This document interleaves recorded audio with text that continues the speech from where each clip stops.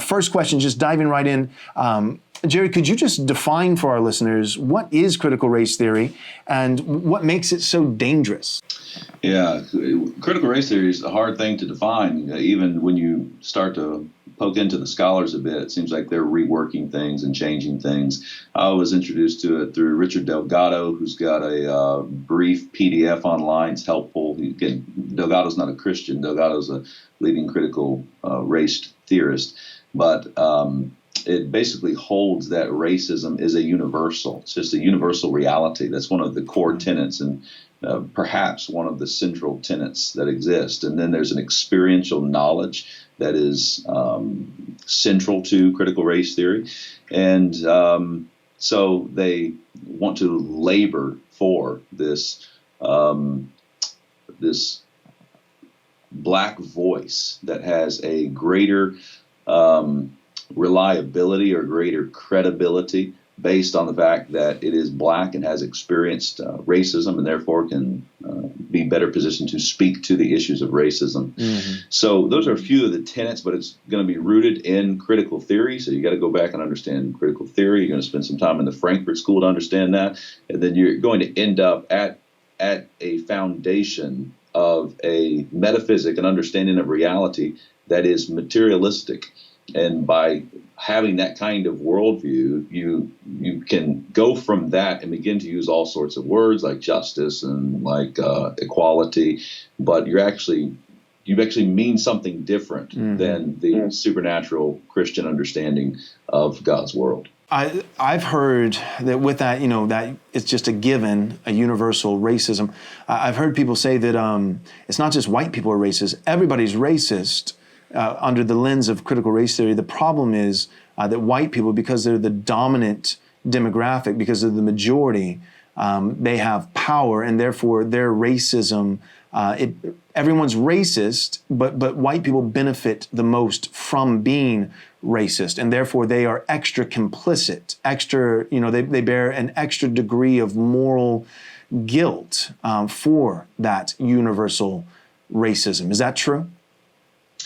Well, if it's not true, is that true to the worldview? I should say. Yeah.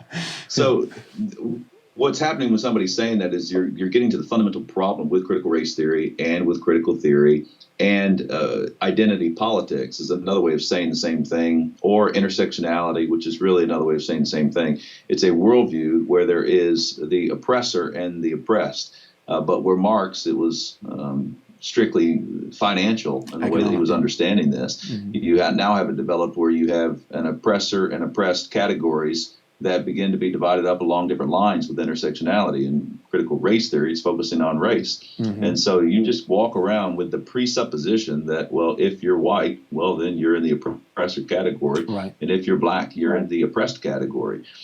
And so you get confused about all sorts of things like hegemony. So they talk about hegemony. Can you define hegemony? Yeah, well, again, according to theory, it's going to be that the oppressor class is the one who sets the customs, who sets the patterns or the orthodoxy of that given society. And the problem is Christians come in and they say, well, isn't it true? Some Christians come in and say, isn't it true that those who are in positions of power do indeed set the norms of a given organization or a given institution or a given society?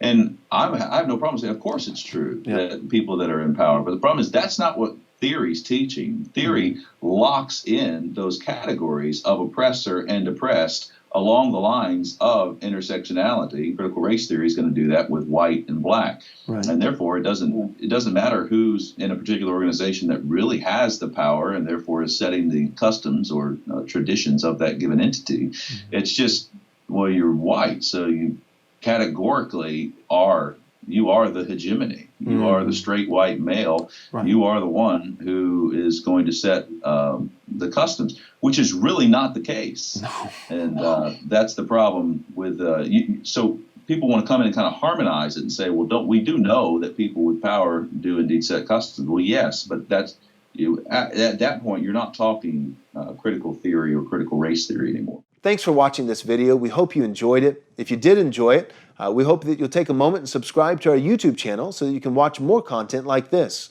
Also, take a moment and give this video a like so that it can reach more people. And take a moment and click on the bell so that you'll be notified whenever we come out with new content. Thanks so much. God bless.